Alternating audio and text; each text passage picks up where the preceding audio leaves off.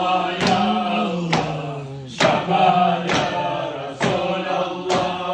Gelip gitti Ramazan, gitmesini görsek de, şunları getir onurlar, ne diye onur sörsek de.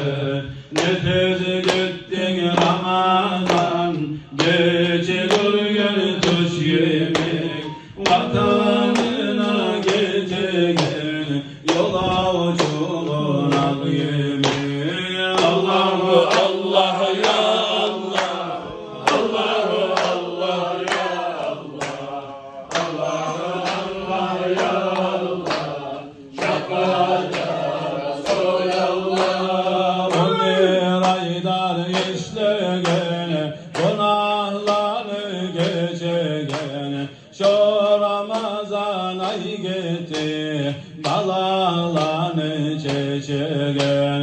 12 aydan seni hürmetin ulu bolgan, Allah da siler seni, Ramazan nebat koygan.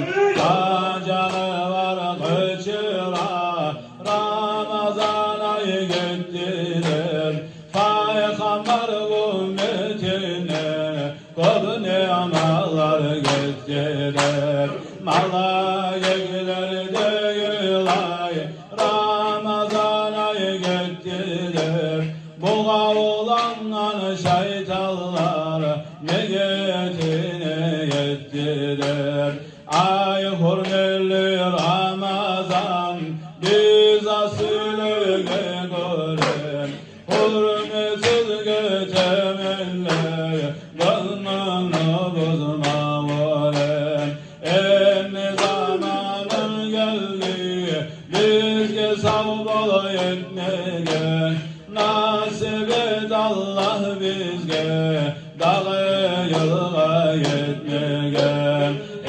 İnşallah Ramazan, dağda yıl varsa, aburunu ayağlar, hürmet eder biz sana.